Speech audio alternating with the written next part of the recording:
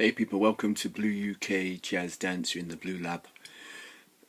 And this is me working on my project, a number of projects. One of them, the Adventures of the Swing Kid, is part of Rebirth of the Cool project, which is basically giving people an insight into my legacy of leadership, which is huge as an individual. As an individual, I created my own play. I wrote it, directed everything from the age of 8 years old.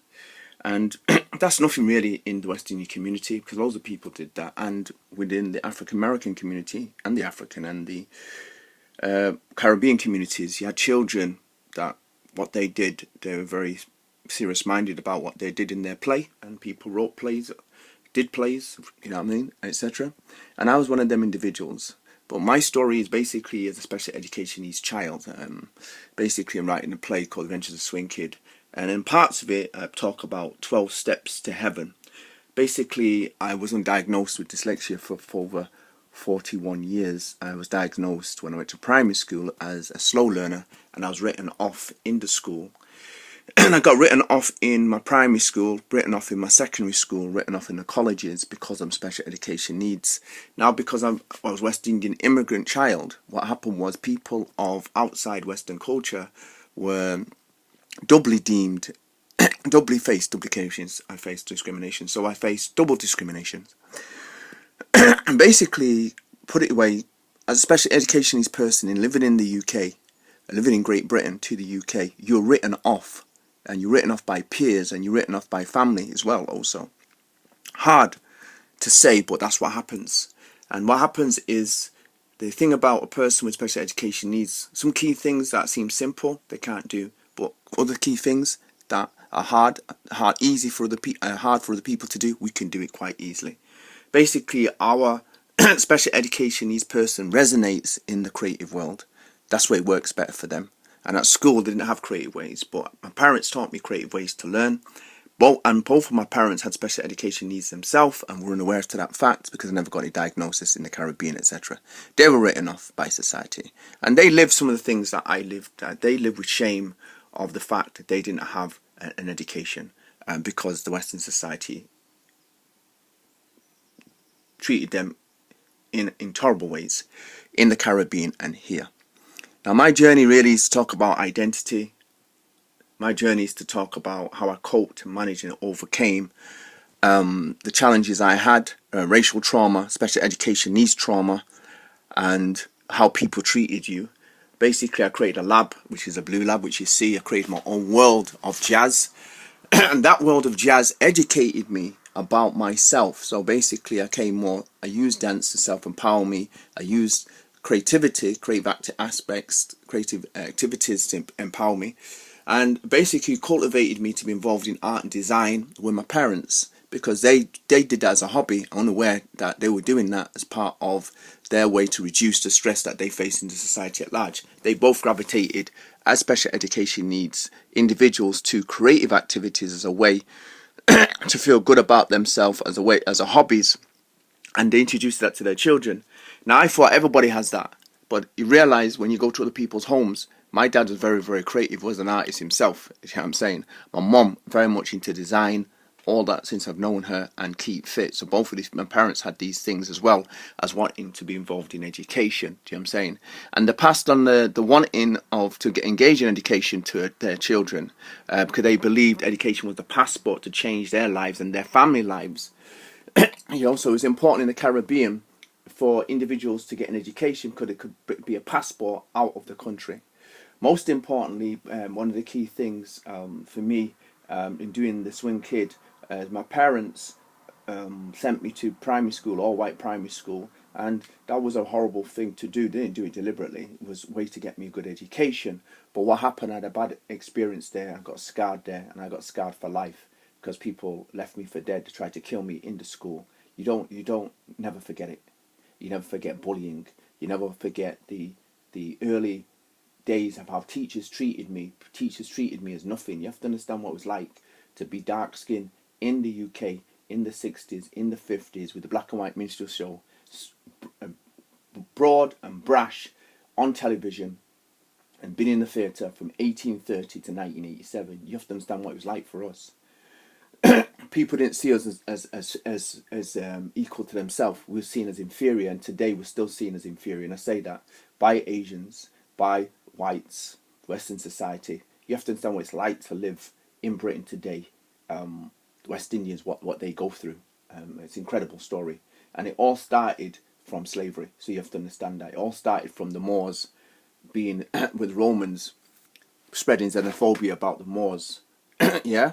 Because the Moors ran Britain, ran the Europe from 700 to 1492. And then from there, slavery was birthed, trying to identify that black people were inferior when they knew that black people were inferior because they dominated Europe, and most importantly around in the Roman period, etc. It was overwhelming evidence already. But Rome, with Spain and Portugal, Catholicism decided that they're going to use the fact they're going to create this thing called racism as a way to control the world, as people got me. Now this morning I've woken up, and what happens is one of the key things that I had to shape through my learning was I had a lack of coherency, etc., etc.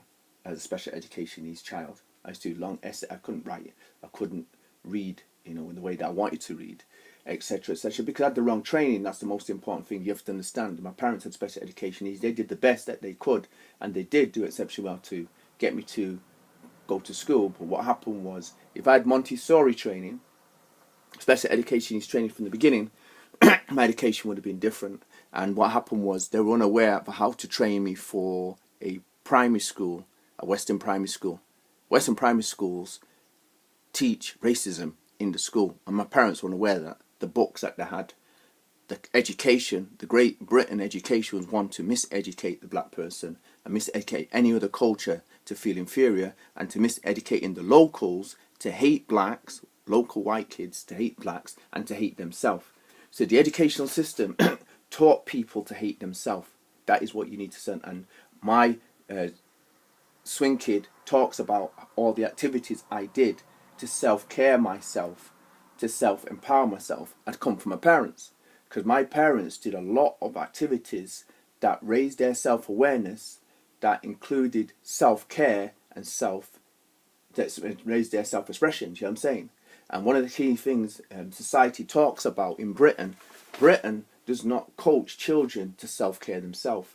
They coach them to be grunts, basically to work, and work all the hours that God sends, but not to self-care themselves. And what happened was, I developed, the day I created Adventures of Swing Kid, I realized I created a vehicle or an activity that was going to shape my self-care. And I never gave it up for anybody. No matter what anybody said about my art form, which is called UK Jazz Dance, I never gave it up for anybody. That included my own peers who don't dance. I am the last UK Jazz dancer ever. What does UK Jazz Dance give to? Why do I dance? Because it's part of my self-care. It's part of my self-empowerment. It's part of my self-helping myself. It's part of my self-development. It's an activity that gives me self-motivation, self-management, self-confidence. Do you understand? Self-awareness. You know what I'm saying? It always brings me back. It raises my self-consciousness. Through dancing to jazz, experimenting to jazz, it raises my self-consciousness. So one of the key things I had from the beginning, which I got from my parents, was to self-care myself, and I involved myself in self-care activities, then passed that behavior onto my son and his peers. I trained my son to be a dancer, because I knew that dance brings about self-care more than sports does. Because I was an exceptional sportsman, and I didn't teach my son sports. People say, how can we teach your son sports? I'm teaching him to dance, because I realised dance goes back to our ancestry. Football doesn't go back to our ancestry. Football doesn't necessarily bring us to be involved with black people, but your own social dancing does, across the world, across the country. It's about, our dance says who we are, where we come from, and what we can be. Because what happens is it gives you a focus, and when you get focused, you decide what you want to do in life. Now, from the beginning, I wanted to go to university. 0 to 6 years, I decided I was going to university. I wanted to be a barrister. No one ever changed that. I walked into university at the age of 41. due to the challenges, the special education challenges I had. Do you understand? And what happens is I celebrated that fact, because what happened, people came to me and said, should be matter of fact, you went to university. Well, I was first generation to university. Nobody in my family had gone to university. Do you understand? It's important. First generation, I'm proud because of the journey, the self-discovery journeys, the blocks I had getting to university. I understand, because first of all, I was undiagnosed with dyslexia, and 3 times I've gone into higher education and they did not identify that, right? I had to leave my college that I was at when I went there to resit O levels and to start A level art. I had to leave it because of sports. The sports department was inciting trouble within the college, and I knew if I stayed there, I'm going to get into fights, or I'll get damaged, and I want to go in the RAF. I'm not going to have it. I'm not going to have people destroy my life. So I had to leave to college, and then I went on a YTS course, and that was the best move I've ever made to save my career. Because what it did, I went into an all-white college where I was facing stereotypes, labelling, and belittling because of special education needs. I don't need to be in that environment. That's not a healthy, supportive environment. So I went into YTS course, basically right in the heart of the black community, which was my side, and that was the best thing I could do, because it brought about self-healing, brought about self-acceptance. No one belittled me or put me down for the dreams I had. When I went to college, boom, people are putting you down, scrutinizing what you're doing, because I love dance. I was good at ballet, contemporary, because I went there to do O levels in dance, etc. This was all being scrutinized, particularly by males. You're gay, you're this and that. I don't want to get into no fights. Do you know what I'm saying? My father and mother didn't bring me up to get into fights. They brought me to make a change within my own family. But what can happen is when you choose the arts, what happens is that arts was deemed as something that was an inferior choice in life. So people, relatives, friends, whatever, treated you as a second-class citizen. Now, whites, Asians outside my culture, wider groups also treated me as such, because they deemed being into the arts as an immature choice in this world. And particularly dancers were deemed as deemed as 8th class citizens, white, black or Chinese, but there was double discrimination. Blacks who chose the arts were seen as inferior, seen as impractical, seen as immature. And the irony of that situation was, from 81, I started to do international work, which was called student empowering students, artists empowering students, artists empowering communities. I started to do this work with a gentleman called Mr. Blackman, which is international students were coming here, and I was working with them to break stereotypes, to help them to make a smooth transition into British life, and talking about the realities of racism that was here. That's important, and it's important for you to have an understanding. Don't carry stereotypes about cultures. That's even white people, because every white person is not racist. Every Asian person is not racist. And what happens, people are conditioned to be racist, or conditioned to stereotype and label, to show prejudice and discriminations, because British education does that. Across the world, Britain colonialised 430 million people, and they taught them people to self-hate themselves and to self-love Western society. So when you meet individuals that are discriminating, look into that. Don't judge them for it. Understand how that's happened, because it started at an impressionable age. So Mr. Blackman taught me very, very well. He taught me about education, the education of child. Remember, early learning, then there's child learning, then there's adolescence learning. Do you know what I'm saying? Racism is something that is taught from a child. Then it's cultivated more in early learning, it's taught, then it goes into child learning, and then it goes into adolescence learning. Do you understand? It's important that people really understand that. So, as an individual, I've been through what happened. The beautiful thing for me is I've been through every stage of educational system in Britain that you could go through, more or less. Yeah, and I've gone at key times, quite funny, because I've been through early learning as, boom, in the UK, in the slums, okay? Then I went through child learning in the slums, and then I left and went into the suburbs, okay? And then I went to adolescence learning. Again, I was in the suburbs, but going into the inner city areas. Do you know what I'm saying? And then what happened, I went into higher education, I went into adult education, went to sixth form college, started, had to leave there because of the challenges that I had. Went to YTS, was involved in adult further education, which was important to give me health and well-being as an individual. Went on to higher education college. I still got on the YTS for a few years, 81 to 86. I was going to college, worked in placements to do with engineering and etc. I had loads of shadowed people, had internships, etc. etc. Same time, what happened was I had activities I did. The arts was the activities I used to keep my health. So Manchester was the first city to ever research arts and health in 1970, which is important for people to understand. Yeah, I was involved in that. I was an individual who used the arts within my community through Saturday schools, through summer schools, through church retreats. And you have to understand, huge was in my community was leadership on an unprecedented scale.